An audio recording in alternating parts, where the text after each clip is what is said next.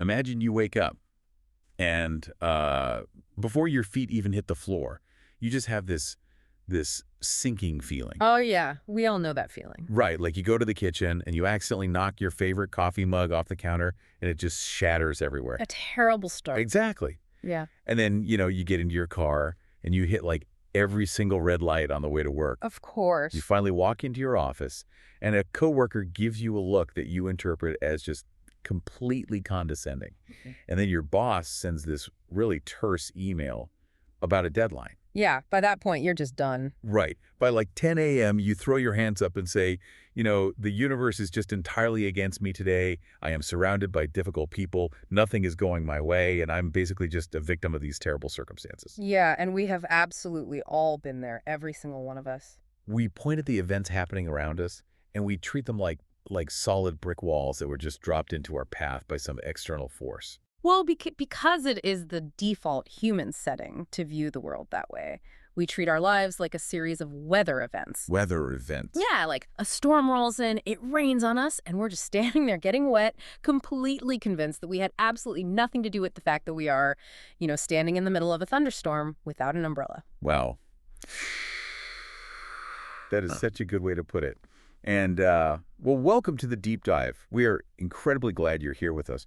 I really want to talk directly to you, the person listening right now, because today's mission is, frankly, monumental. It really is. It's something that affects the trajectory of your career, the health of your relationships, and just the fundamental quality of your daily life.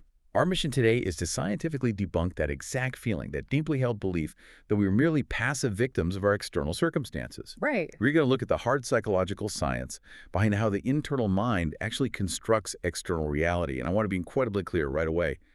This is not about pointing a finger at you. No, not at all. It isn't about blaming you for the hard things you've endured.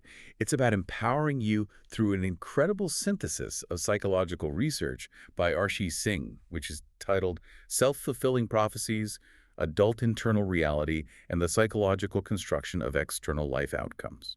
And the premise we have to start with, like the total foundation of all of this, is dismantling the illusion of the neutral observer. Okay, what do you mean by that? Well, as adults, we walk around with this profound, unquestioned conviction that we are just reacting to objective events. But what's fascinating here is that contemporary psychological research shows us that human beings never encounter reality neutrally. Never. Never. There is no objective observation deck inside the human brain. We don't experience the world as it is. We experience the world as we are. Okay, let's unpack this, because that concept alone is just a massive paradigm shift. If we aren't seeing reality objectively, what are we actually seeing? We're seeing a highly sheltered version of it. Right. I like to think of the subconscious mind like a highly customized search engine algorithm. Oh, that's a great analogy. Yeah, like when you sit down at your computer and type a query into a search engine, you feel like you are looking at the entire internet. You feel like the results on page 1 are just the objective truth of what exists out there in the world. But we know that isn't true at a technical level, right? Exactly. The algorithm isn't showing you the whole internet. It is filtering billions of data points in milliseconds, and it's handing you the results that it mathematically predicts you will engage with. Based entirely on your past clicks. Yeah, your past clicks, your past behavior, your geographical location, and your previous history. And your brain is doing the exact same thing to the physical world around you. When you walk into a crowded room, you feel like you are just neutrally taking in the room. But your sensory organs are being bombarded by like millions of bits of information per second. The temperature, the hum of the air conditioner, the micro expressions on 50 different faces. The color of the paint, the smell of the room. Yeah, all of it. And if your conscious mind tried to process all of that neutrally, your neurological system would just crash. It would completely overload. So the brain uses its own algorithm. And that algorithm is built out of your internal belief systems, your emotional conditioning, and your past experiences. It essentially filters out 99.9% of reality and only serves you the search results that match what you already deeply believe to be true. Exactly. So if you carry a core belief that people are fundamentally untrustworthy, your brain's algorithm will instantly filter out the 3 people in that room who are, smiling warmly at you. It just deletes them from your perception. It won't even consciously register them. Instead, it will hyperfixate on the one person in the corner with their arms crossed who is scowling. It hands you that data point and says, see, The world is hostile. Wow. You are interacting with a deeply conditioned filter, not the actual room. And what the psychological literature establishes is that over time, these internal structures don't just filter your reality, they begin to actively manufacture it. Which takes us straight into the mechanics of the self-fulfilling prophecy.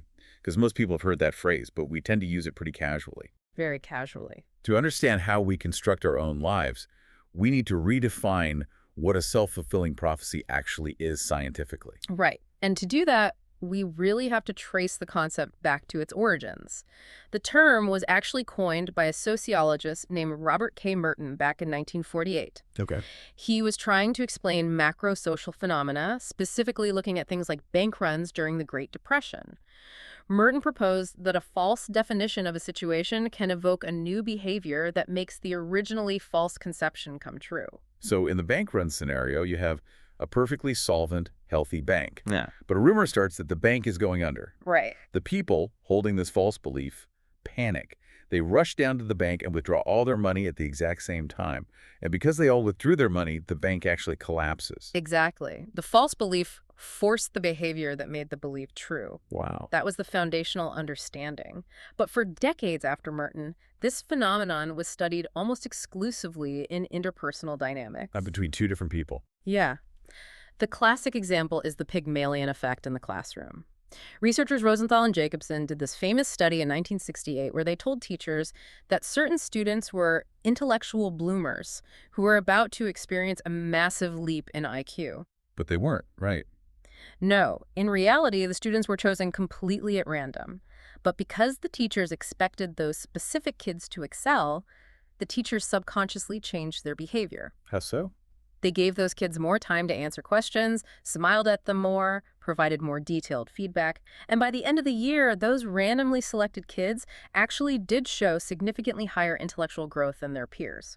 That is wild. So the teacher's expectation, let's call him person A, constructed the reality of the student, person B. Exactly. It was always a two-person game in the literature, but this is where Archie Singh's synthesis of the field takes a radical shift, because the crucial question is, what happens when the adult becomes both the perceiver and the target within their own psychological system? That's the turning point.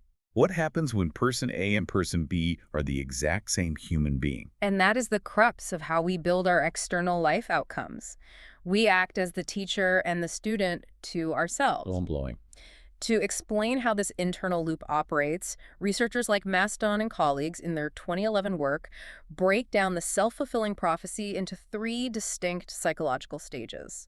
And this isn't abstract. This is a highly measurable mechanical process. Okay, let's walk through those 3 stages, because this is where the rubber really meets the road for the listener. Sure. So stage 1 is the formation of an expectation. And again, we are not talking about a fleeting conscious thought like, oh, I hope I do well on this presentation. Right. We were talking about deeply held, emotionally charged, often completely subconscious expectations. Things like, I am not the kind of person who gets promoted, or people will eventually abandon me. And then comes stage 2, which is behavioral alignment. Yeah. Your nervous system starts subtly coordinating your physical actions, your micro-expressions, your word choices, and your decision-making to align with that subconscious expectation. Mm-hmm. You don't even realize you're doing it, but your body is moving in a direction that supports the belief. And finally, you hit stage 3, the outcome. The external world responds to your aligned behavior, handing you a result. And because that result matches your original expectation, you use it as hard evidence to reinforce the belief. You say, aha, I knew it all along. Okay, hold on. Wait, I really need to stop you there. Sure. Because when you lay out those 3 stages so cleanly, it sounds like you're saying, I am entirely at fault for every bad thing that happens to me. Oh, I see where you're going. Yeah, like if I get fired from my job, or if my partner breaks up with me, or if I struggle to pay my rent, am I essentially saying I hexed myself? Are we telling the listener that they are the ones creating their own roadblocks? Because suggesting that I am the one secretly manufacturing my own misery feels incredibly dismissive of how hard life actually is.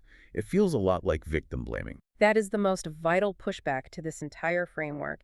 And honestly, it's a reaction that comes up constantly in clinical and psychological settings. So let's be absolute clear. No, you did not hex yourself. Okay, good.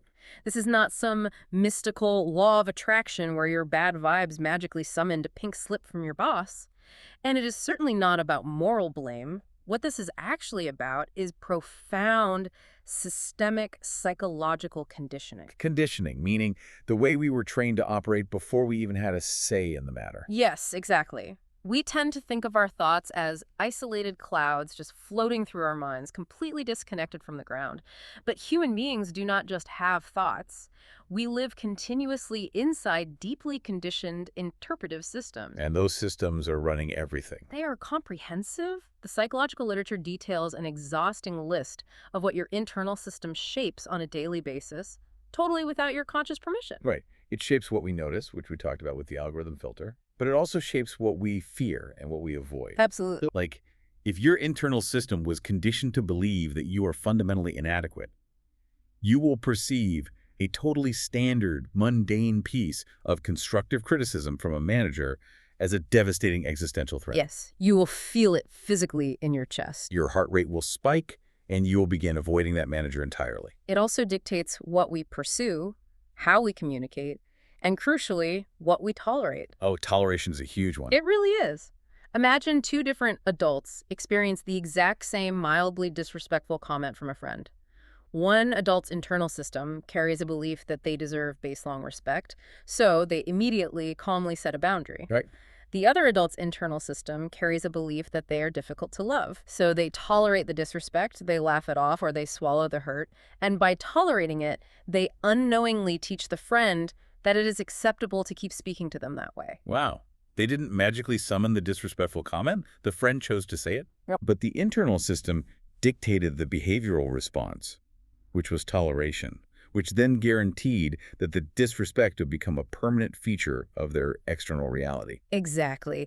This internal system governs how we regulate our emotions, what we believe is possible for our futures, and how we handle uncertainty. When you aggregate all of these micro behaviors over months and years, all the things you avoided, all the things you tolerated, all the defensive communication habits, your internal world gradually solidifies into your physical environment.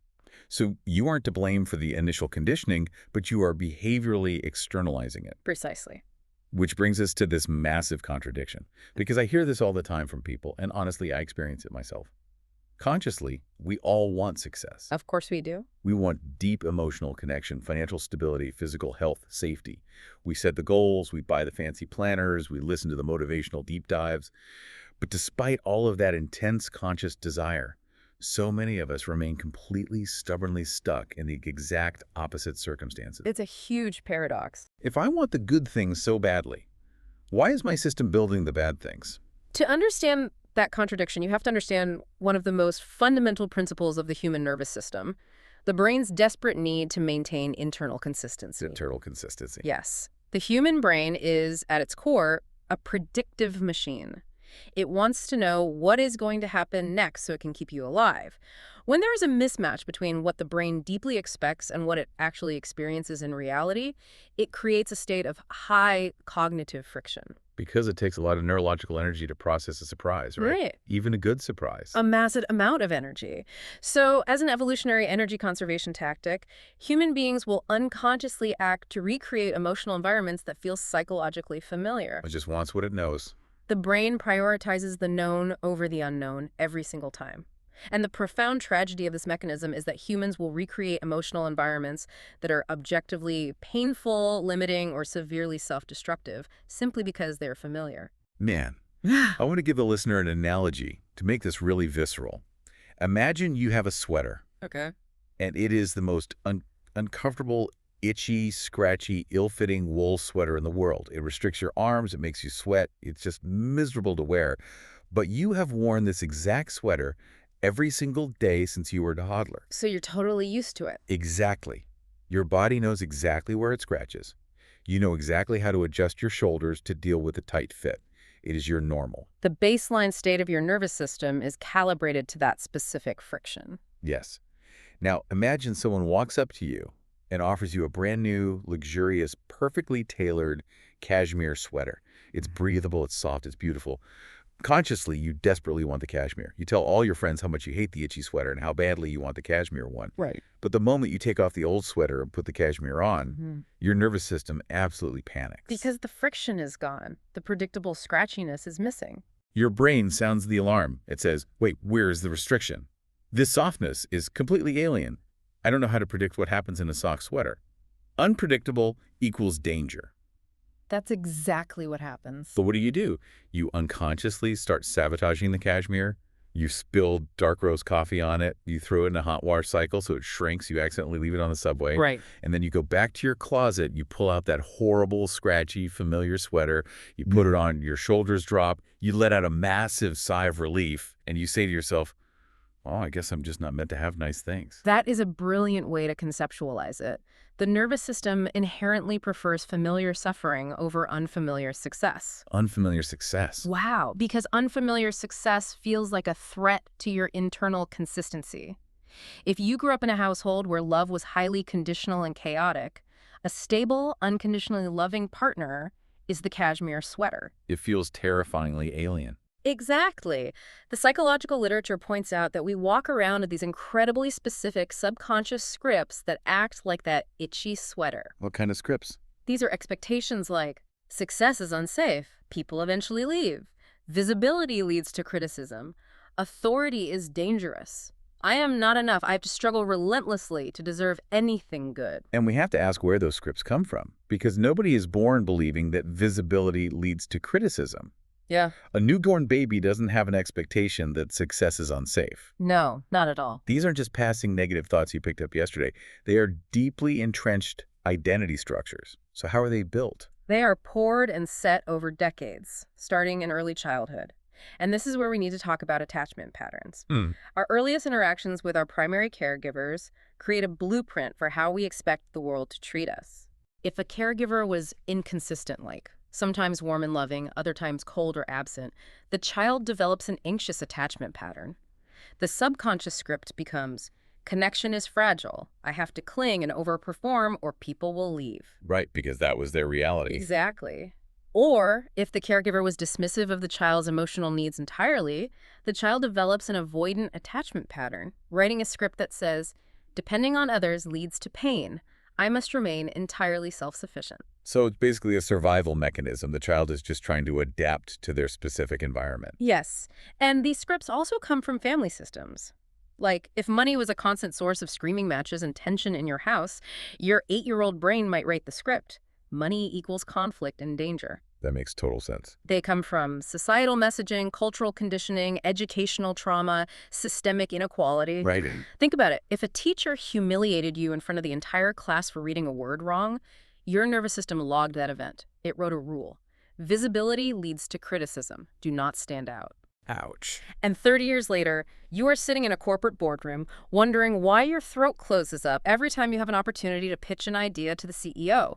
Your 38-year-old conscious mind wants the promotion, but your 8-year-old nervous system is actively protecting you from the humiliation it expects. That is so incredibly powerful. And it really brings us to the operational phase of this deep dive. Yeah. Knowing that we crave this psychological familiarity and knowing that we have these ancient invisible scripts running the show, how exactly does the brain go about physically building that familiar world? Right, the mechanics of it. Yeah.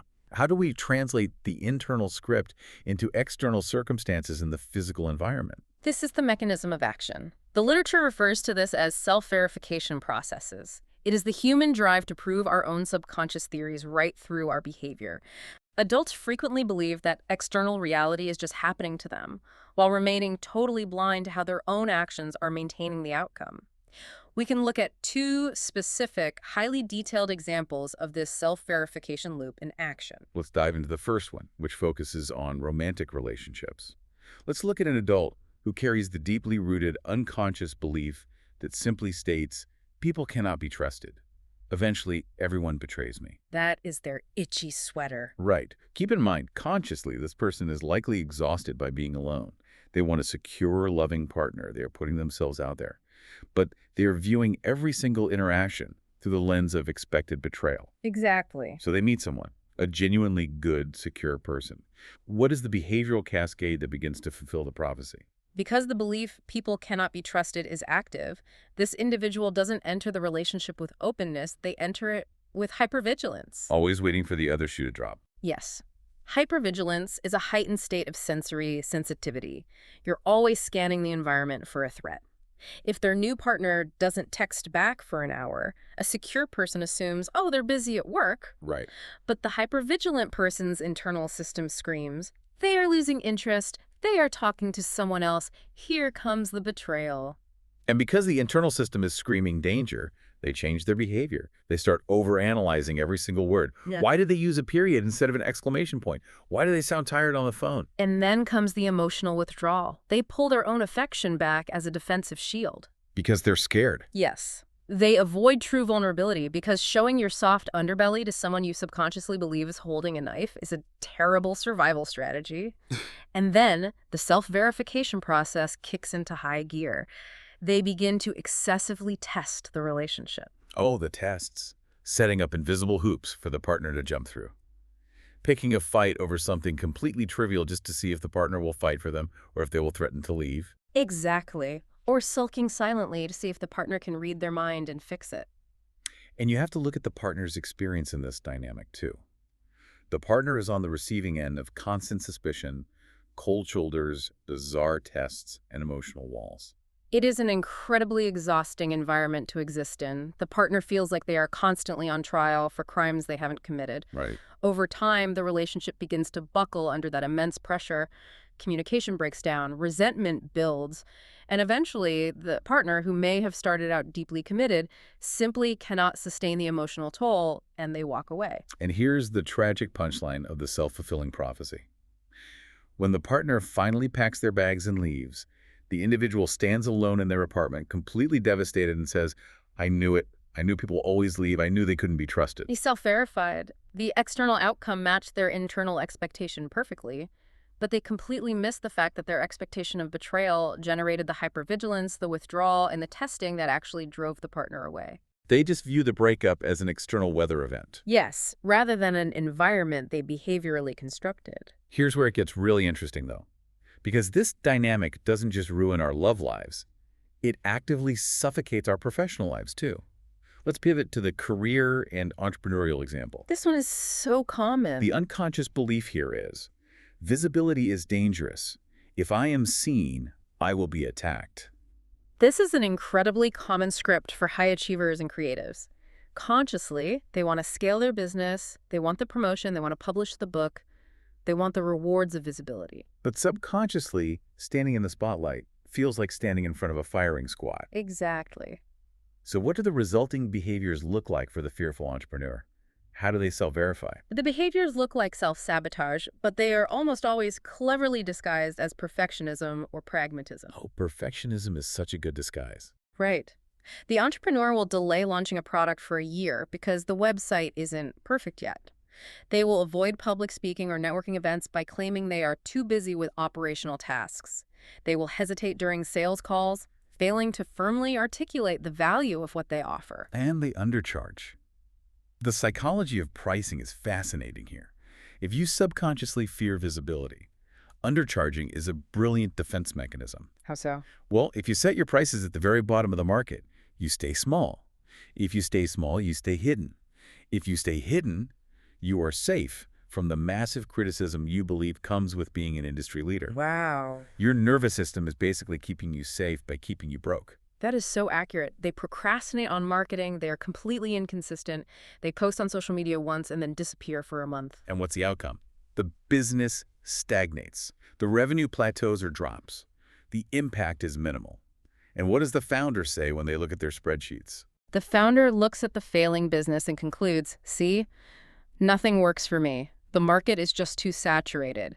The social media algorithm changed and ruined my reach. The economy is terrible right now. They blame the external circumstances. They point at the wall and say, the wall stopped me. Yes. They attribute the failure entirely to objective external market forces, completely blind to the fact that their internal terror of visibility generated a very specific set of avoidant behaviors that starve their own business of oxygen. I want to talk directly to you, the listener, right now. Just pause and take a breath and really ask yourself an uncomfortable question. Where in your own life Are you setting a trap, falling into it, and then loudly blaming the trail? It's a hard thing to look at. It is. Are you the distrustful partner? Are you the fearful entrepreneur? Are you the employee who expects to be overlooked, so you never volunteer for the hard projects, and then you resent management for overlooking you? Because seeing the machinery is the first required step to dismantling it. It requires an immense amount of self-honesty. And to truly understand how deep this machinery goes, we need to look at how the internal world functions as a psychological filter for incoming data. We touched on this earlier, but the concept of divergent realities is central to the literature. Divergent realities. Yeah. That's the idea that two people can stand in the exact same physical space, experience the exact same event, but inhabit entirely different psychological universes, right? Precisely. Because, again, no event is experienced directly. Every piece of external data has to pass through what psychologists call schemas. Schemas. Yes. Think of a schema as a mental filing cabinet that holds all your preconceived notions about how a certain aspect of the world works.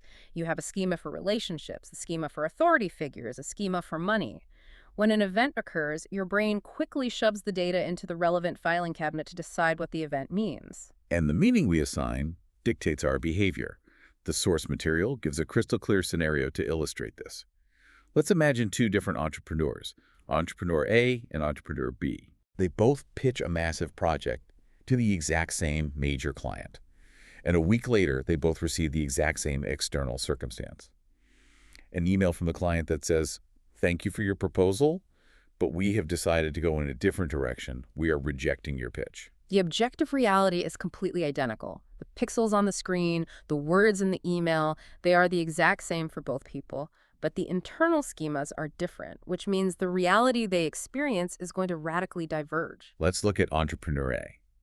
Entrepreneur A has an internal schema that views failure as a necessary stepping stone to mastery. They have a secure attachment to their own self-worth. Their identity is not tied to the client's approval. Right. So when the data that the rejection email passes through their internal filter, the brain interprets the meaning as, okay, this is useful feedback. My pitch wasn't aligned with their current budget or vision. I need to tweak my presentation style for the next prospect. Notice what happens in Entrepreneur A's nervous system there. Because the interpretation is non-threatening, the parasympathetic nervous system remains calm. There is no fight or flight response. They're chilled out. Yeah, and because they're calm, their subsequent behavior is highly productive. They close the laptop, maybe they take a walk to clear their head, they come back, revise the pitch deck, and send out 3 new emails to different prospects before noon. Now let's look at Entrepreneur B. They receive the exact same email. But Entrepreneur B has a deeply conditioned identity structure that says, I am an imposter and I am fundamentally inadequate. A very different schema. Their internal schema views rejection as an indictment of their worth as a human being. So that exact same email passes through their filter, and the brain interprets the meaning as, this is undeniable proof that I am a fraud. They saw right through me. I am never going to succeed. And what happens in Entrepreneur B's nervous system? It goes into full sympathetic arousal. Heart rate increases, cortisol floods the system. The body registers the email as a physical attack. Fight or flight. Yes. And the subsequent behavior is driven by survival and avoidance. They slam the laptop shut, they cancel their afternoon meetings, they numb the emotional pain by scrolling on their phone for 5 hours, and they don't send another pitch for 3 months. The external event was identical. The email was the email. The internal interpretation was the only variable. Therefore, the self-fulfilling prophecy does not emerge from the event itself. No, the event is just raw data. The prophecy emerges from the interaction between your internal schema and your behavioral response to the event. The interaction is the crucible of reality. What you expect dictates how you interpret the event, which dictates what you do next, which builds tomorrow's circumstances. But let's zoom out for a second. Over time, what happens when this filter is applied not just to one email on a Tuesday, but to hundreds or thousands or tens of thousands of daily micro-events over the course of a lifetime? What happens when this loop runs unchecked for decades? This is perhaps the most sobering aspect of the psychological research, the point where conditioned beliefs petrify into identity and destiny. Petrify. That's a strong word. It is. The work by Macadon and colleagues explores the accumulation of expectancy effects. Expectancy effects do not happen in a vacuum, and they don't reset to 0 every morning. They accumulate across time and across relationships. Like the compound interest of psychological baggage. That is exactly what it is. Longitudinal studies show that if you expect rejection, behave defensively in ways that invite rejection and subsequently get rejected. And you run that loop 5 times a year for 20 years. That is 100 verifiable, lived instances of rejection logged into your neural pathways. And when you repeat an experience 100 times, it stops feeling like a habit or a conditioned belief. It calcifies. It hardens into stone. The repeated experiences stop feeling like something you are actively participating in, and they begin to feel like who you fundamentally are. Right, they start feeling like personality. They feel like your unchangeable personality. They Right. feel like the objective truth about how the universe operates. And this is where adults begin making incredibly dangerous declarations about themselves. We lock the algorithm into place with our language. Think about the limiting identity statements we make. I am just an anxious person. Listen to the word just in that sentence. It implies total finality. It really does. It implies there is no mechanism behind the anxiety, no root cause, no behavioral reinforcement loop. It's just a state of being, like having brown eyes. Relationships never work for me. I am not leadership material. I always struggle financially. I'm just unlucky. We think we are simply reporting the weather of our past. But psychologically, we are dictating the climate of our future. Exactly. We become deeply psychologically loyal to our familiar emotional reality, even when that reality is immensely painful. But wait, I need to interject here because there is a very real, very heavy reality outside of our minds. While everything we've talked about makes psychological sense, some people are genuinely unlucky. Of course. We do not live in a perfect, equitable vacuum where everyone starts at the exact same starting line. How do we distinguish between a real systemic barrier like poverty, chronic illness, institutional inequality, or a truly horrific tragedy versus a psychologically reinforced identity? That's a very important question. Because we can't sit here and tell someone who is facing crushing systemic oppression that they're just expecting a hard life, right? That crosses the line from psychology into sheer delusion. It is a critical distinction, and the scientific literature does not ignore it. The research provides a highly empathetic and grounded framework for understanding the intersection of external reality and internal expectancy. Okay, so what does the science say about the real walls? It acknowledges that the walls are real. External circumstances absolutely matter. Economic realities, systemic barriers, severe trauma, social inequalities, and environmental factors unquestionably shape life outcomes. So this theory doesn't erase those realities. Not at all. It does not minimize the profound, often unjust impact they have on a human life. Okay, that is a relief. So the wall is a wall. Yes. However, what the research demonstrates is that while you may not have placed the wall there, while this systemic barrier is entirely unfair and objectively real, your internal expectancy systems play a substantial, measurable role in how you navigate that exact wall. I see. So if you take two people who face the exact same real systemic unfair barrier, person A's internal system carries a conditioned belief of learned helplessness. Their schema says, I am powerless against the system, I always lose. Right. When they hit the wall, their behavioral response is to disengage, to accept defeat, and to numb the pain. Yes. But person B faces the exact same unfair wall. But their internal system carries a belief in their own agency. Their schema says, this wall is unjust, it shouldn't be here, but I am capable of finding a workaround. Their behavioral response is to seek community support, to look for loopholes, to relentlessly advocate for themselves. The barrier is equally real and equally unfair for both of them. The psychological theory isn't claiming that person B magically dissolved the wall with positive thoughts. It is saying that person B's internal algorithm dictated a behavioral response, building a ladder, finding a door, calling for help, that drastically altered their trajectory. Over a lifetime, whether your internal system tells you to build ladders or tells you to sit down in the dirt, fundamentally shapes your ultimate destiny, even within an unfair system. Which brings us to a concept that gets thrown around constantly on the internet, and I want to spend some real time demystifying it. The idea that the inner creates the outer, or that we, quote-unquote, attract our reality. Oh, yes. When you first hear it, especially in pop psychology or self-help circles, it sounds incredibly mystical. It sounds like the law of attraction. The idea that if I just sit on my meditation cushion and visualize a briefcase of cash hard enough, the universe will match my vibrational frequency and drop money through my ceiling. Yeah, that mystical interpretation completely detaches the concept from observable reality. But if we connect this to the bigger picture of the behavioral science we are discussing, there is a profoundly grounded explanation for how we actually do pull experiences toward us. It's science, not magic. Exactly. It is behavioral magnetism, not magic. We do not attract experiences through magical forces. We attract them through highly observable, measurable behavioral metrics. So if we aren't using mystical frequencies, how do we actually attract certain types of people or situations into our lives? We attract our reality through our relational choices, our unconscious toleration levels, our communication styles, and something called emotional signaling. What does emotional signaling mean in a practical setting? Emotional signaling encompasses all the nonverbal ways you communicate your internal state to the world. It is the micro-expressions on your face, the posture of your body, the cadence and pitch of your voice, your eye contact. Interesting. Let's say you walk into a salary negotiation, but internally, you carry a deep schema that you are an imposter who doesn't deserve more money. Even if you have practiced your pitch, your body will signal your internal state. It leaks out. Yes. Your shoulders might slump slightly. Your eye contact will be evasive when you state your desired number. Your vocal prosody will end on an upward inflection, making your demand sound like an apologetic question. Oh, like, I'd like $80,000. Exactly. Yeah. You are literally broadcasting a signal to the manager across the table that says, I do not believe in my own value.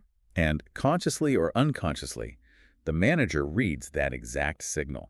It makes them feel hesitant about your value too. So they lower their offer or they deny the raise entirely. You walk out and say, I always attract bad managers who undervalue me. But you didn't magically attract a bad deal. Your emotional signaling served as a beacon that generated the result.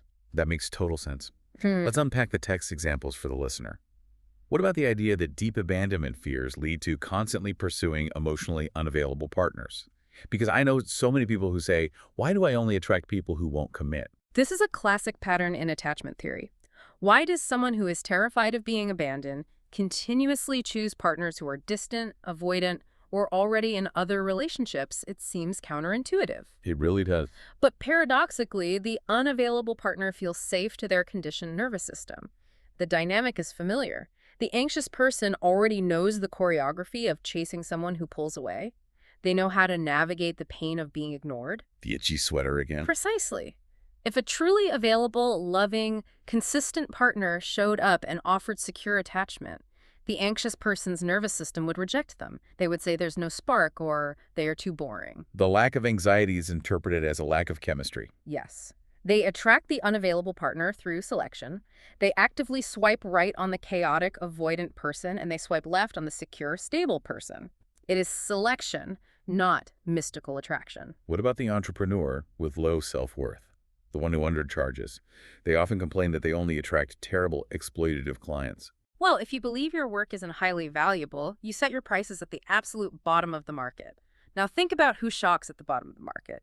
It is generally clients who do not value expertise, clients who want to micromanage every detail, and clients who are looking for a cheap bargain and will squeeze you for every drop of energy you have. Right. High-quality clients, the ones who respect boundaries and pay well, look at your artificially low prices, assume your work must be low quality, and they walk away. You didn't magically manifest a roster of toxic clients. Your pricing strategy, driven entirely by your internal low self-worth, acted as a very specific filter that only toxic clients could pass through. It is so mechanical when you strip away the mystical language. Your internal belief dictates your price. Your price dictates the market you access. The market dictates your daily experience. It is a closed, observable loop.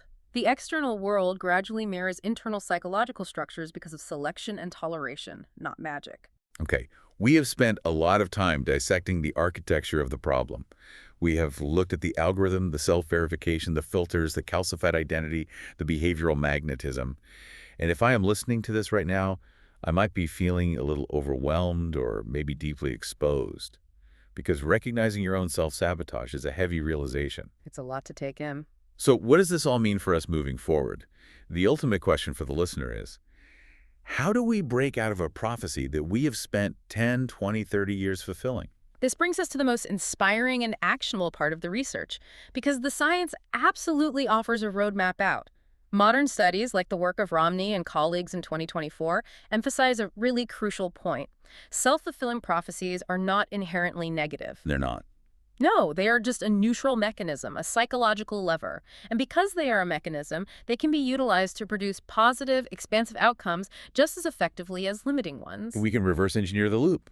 We can build an upward spiral instead of a downward one. Exactly. And the ultimate interrupter of the negative loop, the wrench you throw into the gears of the old algorithm, is conscious awareness. You cannot change a script if you don't know it's running. Right. The psychological framework for change starts with becoming a ruthless auditor of your own life.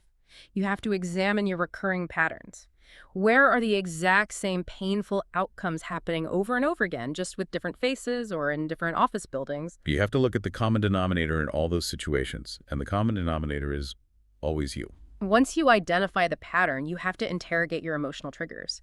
When your chest gets tight in a meeting, or when you feel the sudden urge to pick a fight with your partner, what is the exact sentence running through your head in that millisecond? You have to identify the subconscious fear. Yes, you have to take that calcified identity narrative, I am just an anxious person, or I am bad with money, drag it out into the harsh light of day and demand to see the evidence. But let me throw in a final pushback here, and I want to be really direct about it. If the solution starts with examining my thoughts and changing them, is this just a fancy academic way of telling people to think positive thoughts and smile more? Oh, absolutely not. Because a lot of people have tried standing in front of a mirror, repeating affirmations like, I am wealthy and confident, and nothing in their life changes. Is this just toxic positivity dressed up in clinical jargon? The scientific community forcefully rejects that idea. Simplistic positive thinking does not work. Standing in front of a mirror and shouting, I am successful, while your nervous system is screaming in panic, actively flooding your body with cortisol, will do absolutely nothing to change your reality. Because the underlying algorithm hasn't been touched. You're just putting a fresh coat of paint over a rotten foundation. The itchy sweater is still on. Exactly. Pointing back to the text, what the research actually demands is the deep, profound, and often arduous restructuring of your psychological identity. Yeah. It involves rewiring those deeply entrenched emotional conditionings. And behavioral reinforcement. Yes. It means processing and releasing the emotional conditioning from your past. And most importantly, it means deliberately, painfully practicing new behavioral reinforcement patterns until they eventually feel safe to your nervous system. Which is why this is the exact work that is done in deep psychotherapy, in trauma recovery, and in high-level executive leadership coaching. It requires you to act differently while you are still terrified. That's the key. If your script says visibility is dangerous, you don't just chant a mantra. You force yourself to raise your hand in the meeting while your heart is pounding, and then you show your brain that you didn't die. You survive the exposure, which writes a new line of code in the algorithm. It is hard work, Yeah. but it is the most liberating work a human being can undertake. And that is the deeply moving, inspirational core of this entire body of science. Because yes, initially, realizing that your internal system has been participating in your own struggles is a very tough pill to swallow. It requires radical accountability. But consider the alternative. If you were entirely, 100% at the mercy of external circumstances, you would be utterly helpless. You would just be a leaf blowing in the wind. But by shifting attention away from blaming circumstances alone, we gain immense power. We do. We move from being a passenger to being the architect. If you are actively participating in the construction of your reality, it means you have the power to renovate it.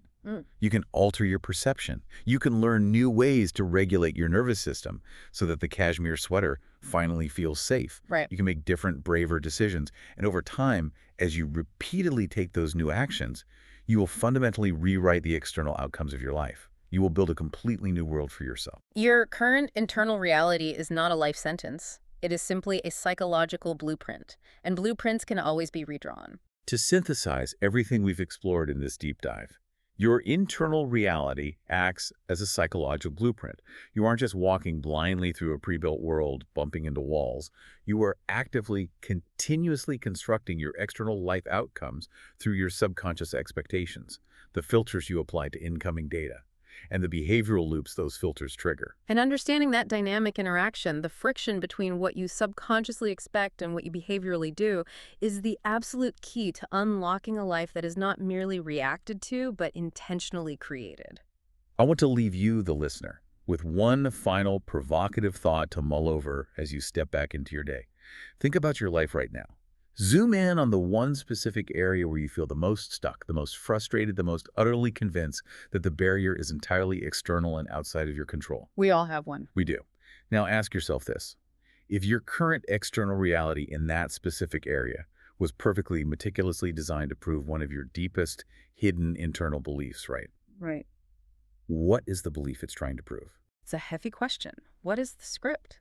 What is the belief your reality is trying to prove? And what happens to your entire world the moment you decide to forcefully, behaviorally prove that belief wrong? Thank you so much for joining us on this deep dive. It has been an absolute privilege to explore this science with you. Until next time, keep questioning your algorithm and take care of yourselves.